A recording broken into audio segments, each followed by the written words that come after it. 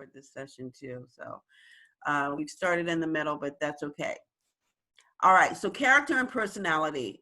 If someone can see the slide, would you read it for me just to hear another beautiful voice, and then I'll pick up from there.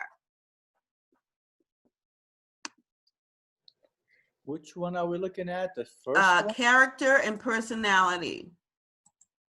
I can read it for you. Okay, I'll get back to that one. All right, there we go. Okay, the relationship between character and personality can be illustrated with an iceberg, and unfortunately, I can't see the part of it. Okay, all right. Can someone else see the whole thing? The tip of the iceberg, personality, is what people see first.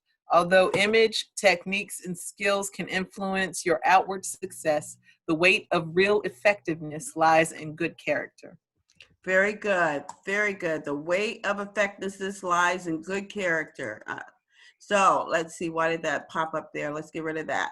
And if you notice at the tip of the iceberg, you can see just a little. When I captured this again from seeing it years ago when I facilitated the subject, it reminded me of the movie Titanic, where, you know, it actually got hit by an iceberg, because you see most of the mass of the iceberg is underneath the surface. You just see this peak sometimes, just a small peak, but the weight of who and what this iceberg is under the bottom. And it's so much of us that it lies underneath. So let's back up just a little.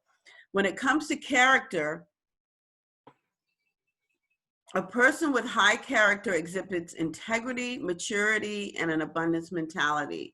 And I'm here to illustrate that the character is below the surface, because me wearing the sweater and the jewelry and the glasses does not necessarily say who I am. Personality, like she likes red, she likes to keep her hair short now, where those who knew me before, I had braids. All of that was on the top.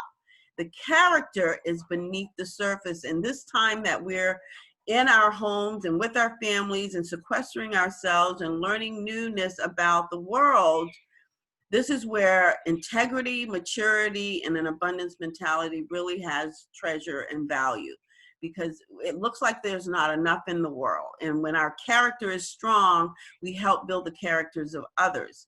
So the other part of character is our competence. And a competency reads as a person with high competence and has the knowledge and the ability in a given area. So we've got a mixed audience where I've got some of my IBM family here. I've got people just in my life here. But all of us have our specialty in what we know how to do. If we're designers, if we're managers, if we're publicists, if we're trainers, all kinds of things that we're doing in our life, that shows a competency in an area. And all these frontliners, I've got to, you know, all the people that are still feeding us today and that are taking care of the sick and just putting themselves at risk, that there's a competency in that area. So with competence and character, to be truly effective is an area for a person to balance those two areas, to have high competence and high character. And that allows us to build trust, because that's where we're at in our world personally and globally in reference to trustworthiness. So we've got to learn how to trust ourselves again, what we're doing to keep ourselves safe, and then that will transfer to others. So that comes with character. So as we're facing these new changes that are going on out here in our world, trusting ourselves first will help us rely on the ability to trust others. The other foundational piece I wanted to include that I didn't was the goose and the golden egg story from when I was a kid myself. It's from Aesop's Fable, but it's on effectiveness. And I'll just reiterate that story a little for people that may or may not remember it. When there was a farmer that was very poor and he was struggling to survive, and he had one last piece of trade to go to the market with, and on the way to the market there was a goose there, and he saw an egg by it and it was shining in the sun, and he said, that can't be, and it was, and he decided to go look, and it was gold. So he took the goose and he took the egg, and he took the egg and he traded it, and he actually got money for it. And that goose laid a golden egg every single day, and every day that man got a little bit wealthier. And over time, he became a wealthy person. He got greedy and decided that he wanted all the gold at once instead of taking the one egg at a day at a time, and ended up trying to kill the goose and go inside and take the rest of the eggs at once. And of course, he killed the goose and the product that was laying the egg from being greedy. The moral of the story is you have to take care of the goose that lays the golden egg and not try to be ineffective by taking all of the things at once. There's a process. So that's us too. Right now, we're the goose and we are how we produce in the world. So we have to take care of ourselves so we can take care of others. So I like that analogy that we can't just do it all at once. It takes time and process with it. So he had to take care of the goose. He had to feed the goose. He had to nurture the goose until he killed the goose. So we don't want to kill the goose. I did cover the emotional bank account last week in reference to knowing that, again, we're building trust with ourselves and other relationships. We have to figure out what's a deposit and what's a withdrawal in a relationship. We know that withdrawals are unkindnesses and discourtesies and violating expectations and duplicities. And we know that deposits are kindnesses and courtesies, which I actually put under care. We have to really care for ourselves now, keeping promises, honoring expectations, and loyalty to the absent. That means whatever we say in front of someone, we say in permission to someone else. That gets us ready for habit 1. And habit 1 is be proactive. And there's a quote there. Would someone read that for me by Viktor Frankl? When we can no longer change the situation, we are challenged to change ourselves. Correct. So this is a big global situation that we're in. I couldn't have picked a better person to speak to us from a quote from Viktor Frankl, because anybody knows anything about his story, he actually was a part of a concentration camp and was able to survive that. He was a Jewish prisoner held in a concentration camp during World War II, discovered that the proactive choice of attitude is the last 4 human endowments. And we're going to talk about that today too. So looking at habit 1, where it is on the maturity continuum, I let everyone look at this last week, knowing that dependent is when we are looking outside of ourselves for the help. Independent, we have accomplished our private victory. We're mastering our own lives. And then once we get to the independent stage is how we interact with others. So we're at the first level of becoming and remaining independent for the rest of our lives with the private victory. Habit 1, be proactive. We talked about paradigms, the way we see things. So ineffective paradigms, I am a product of my circumstances. An effective paradigm, the way to see the world, I am a product of my choices. So we can't control everything that's going on in the world, but we can make choices about what's happening in our world. But we want to make choices based on our values. And those have to be established based on who each and every one of us are. So these are the characteristics of a proactive person as we are ensuring that our habits are supplying us with what we need, not just now during these uncertain times, but for all of our lives. Hey, Angela. Yes. This is Linda. A question, because you've been doing this for a long time. If you had to say, like, is it because people get lazy or it's just easy to not be proactive, even following the principles? Like, why is it that we generally retire into those, fear and it's happening to me and a victim? Like, why does a human generally do that? I believe you just said the word, because we are human and it's about our safety. And I think the first place any human protection of something unknown is fear, because there's nothing to go on. Yep. So the first thing we do is retreat, where it says right here, reactive person, which any one of us can be at any given moment, depending on what's happening. We allow outside influences, moods, feelings, circumstances control our responses. what the weather might do, what our parent did, what our husband did, the job, all of those are things that we feel dependent on, and rightly so. Mhm. But what occurs as we shift, because we're going to have that immediate feeling, take it back to when we might have first learned how to swim, if we've got swimmers there. Some of us tuck our little toe in, and some of us just jumped right in. It didn't make us any less afraid, but we still jumped in, and then, oh, look what we did. We rise to the top, and we were still breathing.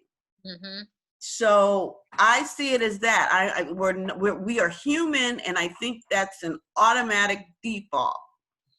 Yep. And that's why we go to, what do I value more? Do I want to not learn how to swim and just stay on the edge and watch everybody else play, but everybody else did this? Or you don't see anybody doing it, like we're in this situation now where this is brand new precedence. Mhm. So what are we going on? We've jumped in the pool before. This is a new pool. Now it's the ocean instead of a pool. Are we not going to jump because we're afraid? Are we going to use some of the values that we learned when we learned how to swim the pool to swim the ocean? Great answer. Thank you. Makes sense? Thank you for the question. Everybody jump in when you can. This is the first time I'm just exposing the whole screen. I can't see anybody else. So make sure you articulate as well. And thank you for that, Linda. So what we do, over time, we've got a mature audience here that we can fall back into being afraid, and we kind of feel like little kids when we're afraid. But we have grown values, and our values will be according to who we are. We'll look at that a little deeper in habit too, but we already have some. And if we want to redefine them during this time, this is an opportunity to do that too. But the biggest deal, accepting responsibility for our own behavior. And that is the biggest tool that we could ever get. That's why we call it proactive, begin with the end in mind. Let's see, my little thing went backwards. Okay, what's happening? Oh, I think I have to use this. All right. So let's look at this one. This is what reactive is. This is what fear looks like, Linda. This is the first time we've ever said it this way, but a perfect way to say it, because I think that's what fear is. Mhm. I think we've crashed into whatever situation it is because we didn't make room to consider a greater idea. We may just go based on what has happened before, and now we can't really do that. The feeling of fear comes up because we haven't been exposed to it, and the circumstances says everybody should be afraid. This is killing people. Oh, woe is the planet. And a lot of us. Okay, guest Alexander Robert Charlotte. Say that again. Oh, we might have a background. Any responses there that we crashing into each other? Now, we used to use it based on traffic, but we've got a bigger situation going on in the world, so let's use it for what it is. Now, what's happening with Carry Your Own Weather for what we're dealing with now, and that is a opportunity for us to really see what our character is. Because somebody tell me what some positive character traits are that we might carry in our own lives. Give me what's good character? Integrity is good character, honesty and trust. What else? Responsibility. Responsibility, okay. Consistency. Okay, good, I love that, yes. Patience. Say again. Patience. Patient, very good. We need that more than ever now. What about courage? Courage is good. What about respect? Yes, empathy. Empathy, a good one, very good. All of those things. So if we've got that inside of us as good character, and we could have the opposite of that inside of us, we will not speak to those. We need to keep, that's when we carry our own weather. We have decided, even though, okay, there's a pandemic and I'm not sure what to do all the time, I'll listen to the CDC, I'll listen to IBM, I'll listen to our leadership, but I'm also going to listen to me. And I'm going to listen to me in the sense that if I do go out, because I'm in my 60s now, I've just turned 60, and I'm in that category where they say, you know, they even got a window for 60-year-olds to go and shop before everybody else. So I do that. My respect for myself, my integrity for what I hear, and for other people that might be older than me, that might be 75 or 80 in the store.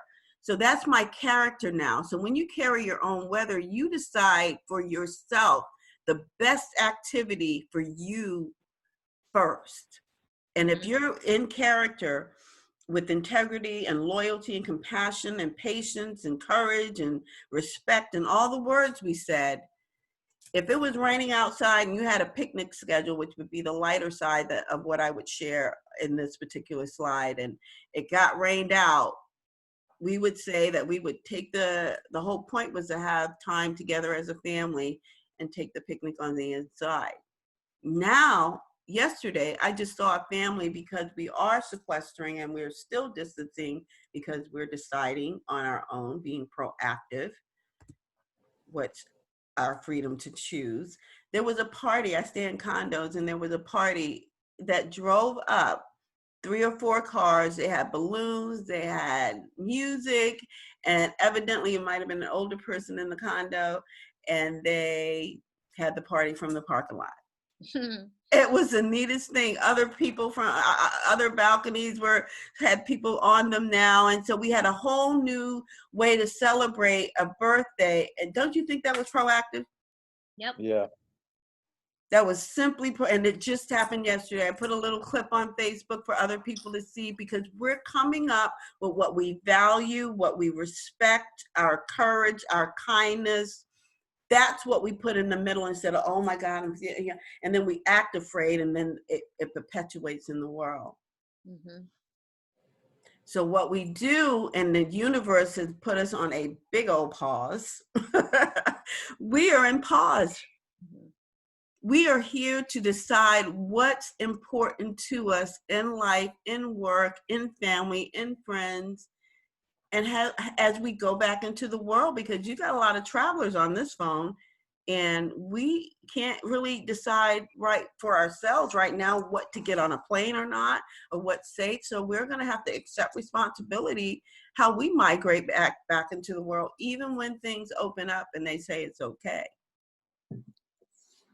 So this is one of my favorite sayings that I want to give to all of you. When we blame and accuse others, we are reactive. We focus on the weaknesses of other people and get so involved in their disturbing behaviors that we forfeit our power to think, feel, and act in our own best interests. And I had a girlfriend I talked to this morning she said, I used to wonder whether I was a Facebook addict. Now I know I am.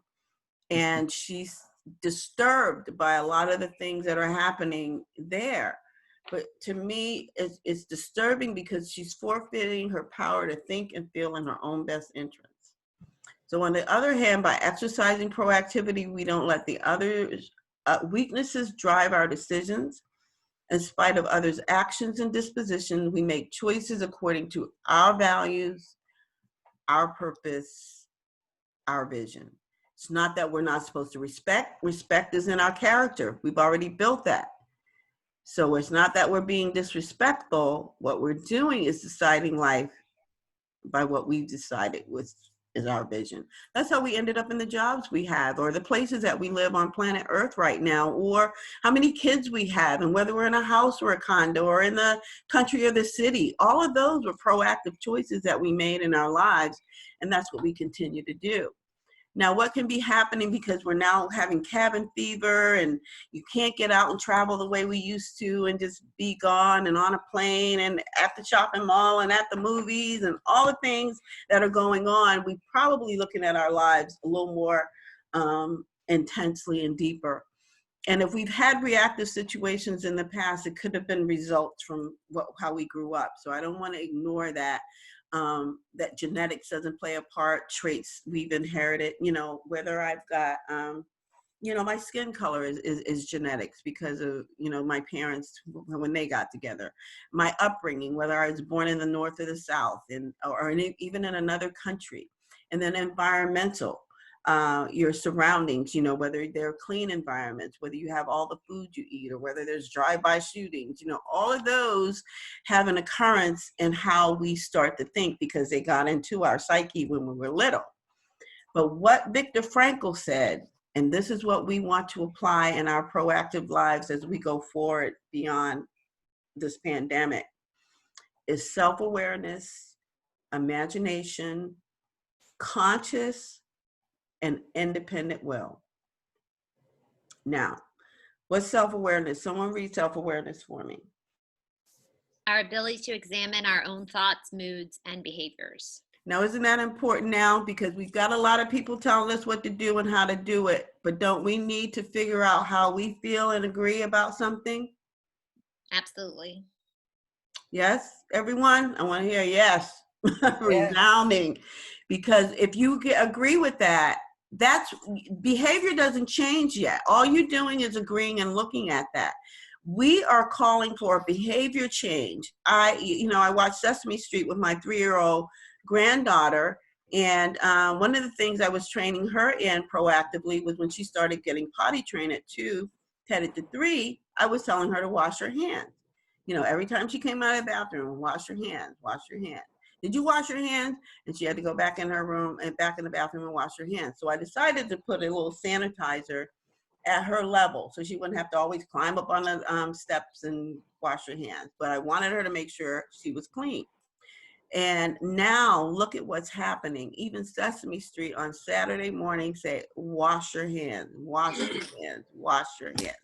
Something basic, but we needed to see what our behaviors were, right? Yep. You have to use the Elmo voice when you say wash your hands. Say that again. You have to use the Elmo voice. Well, Yep.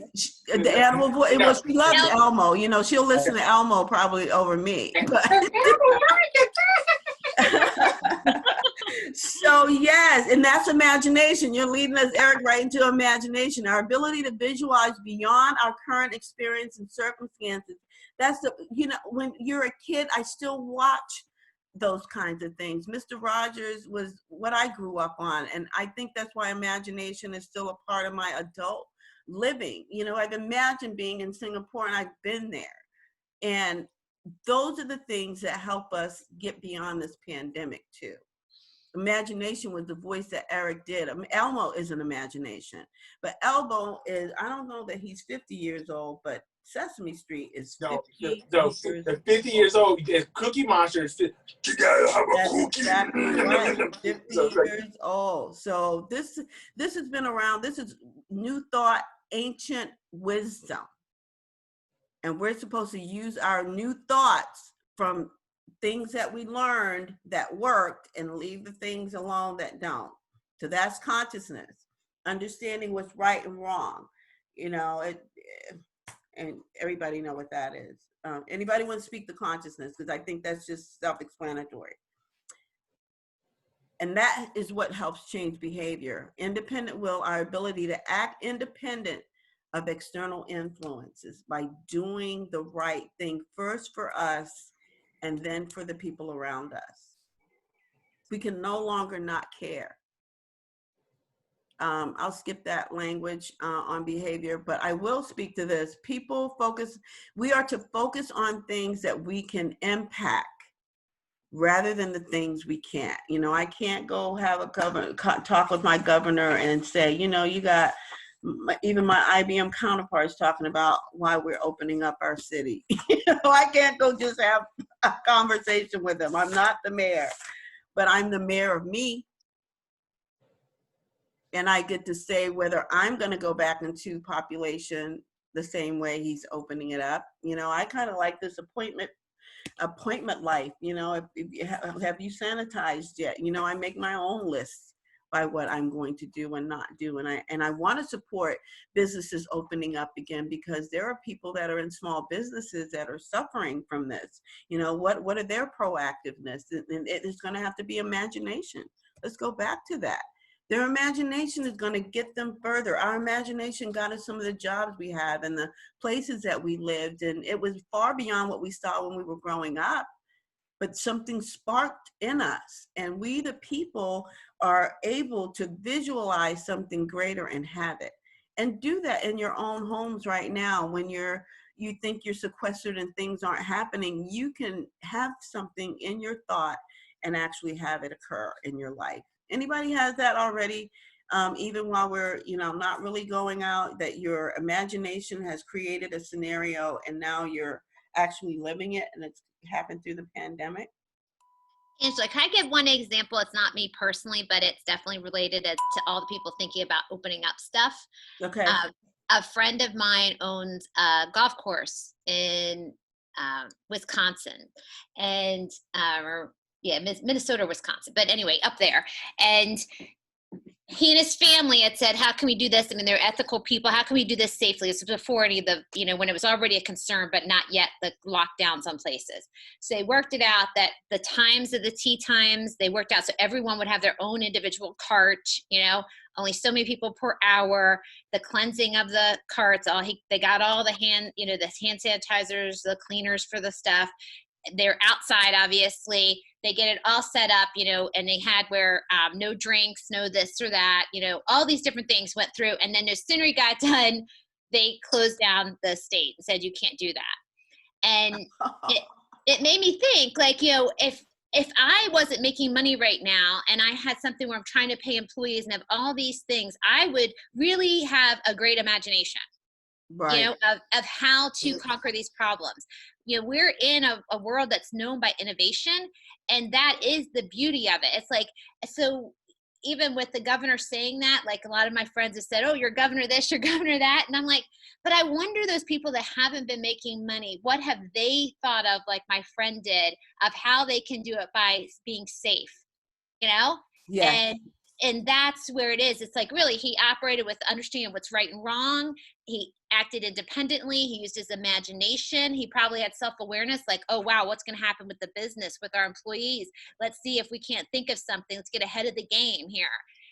All of those things were sort of, so he's ready when they give him the opening.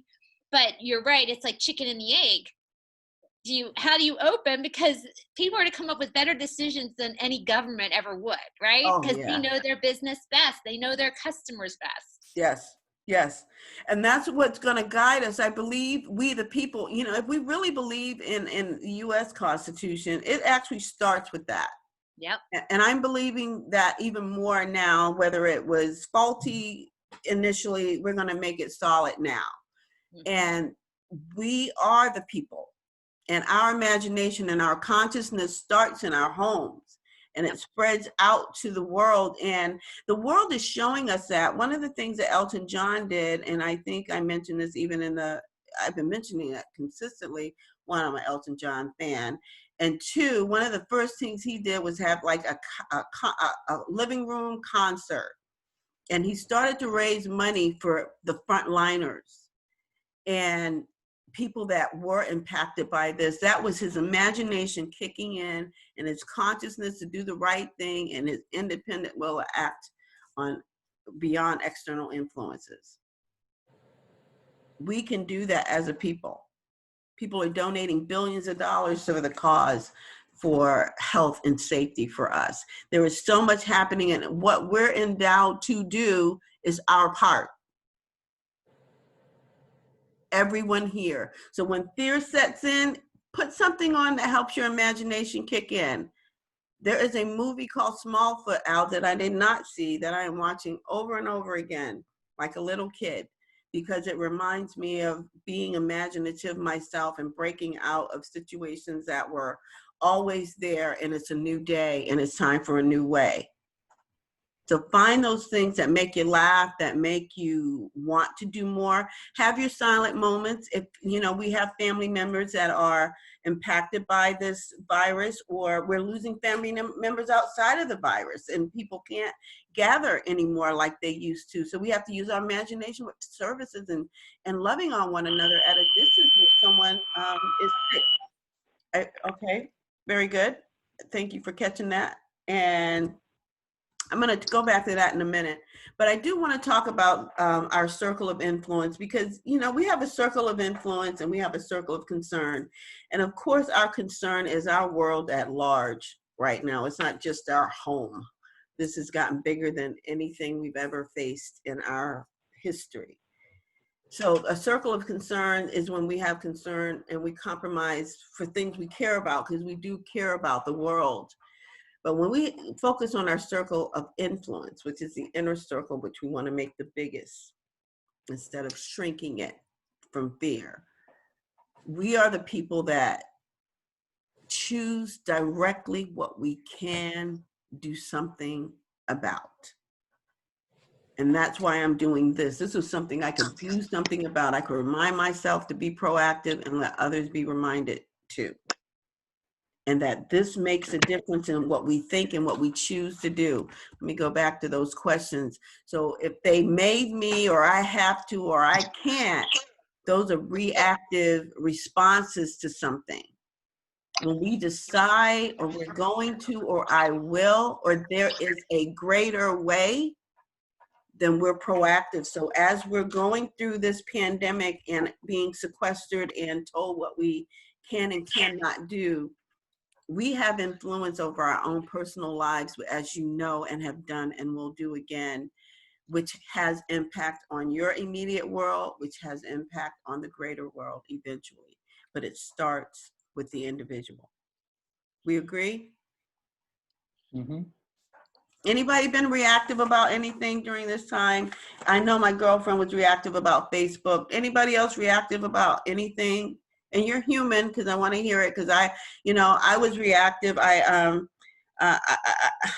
actually knew better about putting something in the microwave in that particular container. And then when I got it out, I actually, fortunately, it's not spoiled enough that I needed to go to the doctor. But what I wasn't proactive about is knowing to do the right thing at the right time, especially in these times that I don't want to have to go to a hospital. Mhm. That was not proactive. I knew better. Something said do it. And even in this midst of all of this, I had to have a lesson showing me you better listen proactively because it could have been worse. So that's my confession. I had a thing yesterday where I responded to somebody on Facebook, an old friend, and I thought I responded kindly to it, but apparently she took it in an offensive way. And part of me, it's like, you know what? That's okay. Let her. And I really, like sometimes when you, I guess I'm trying to be to say I'm right and she's wrong, which I know is wrong. So I'm having that conflict of being humbling myself to say, how do I just say sorry, even though I didn't really do that. I didn't feel I did anything wrong. So that's one of the things I'm trying to deal, with today, and the message of, compassion and empathy and being conscious of what's going on is making me really analyze that and say, it's not really about me. I should just resolve the situation to keep it peaceful, because at the end of the day, it's not about my ego. Very good. Well said. I appreciate that. It is. And you make me think about a component I didn't include is a transition figure is included in being proactive. A person who stops transmission of negative behaviors towards others. So even if someone's reacting to us, we don't have to react back is the short answer to that. Read that again, Angela, please. Transition figure, a person who stops the transmission of negative behaviors to others. Good. Very appropriate under the COVID. It is. Let me read the rest of it. Since a transition figure breaks unhealthy, harmful, abusive, or unfortunate learned behaviors and replaces them with proactive, helpful, effective behaviors. This person models positive behavior and passes on effective habits that strengthen and build others in positive ways. So that's what we are. We get all this negative feedback from the world, but it's up to us to not take it on. Eleanor Roosevelt, we have the same birthday, of course, several years difference, but she's an October 11th baby, a Libra like me, and she says, nothing can make you feel inferior without your consent.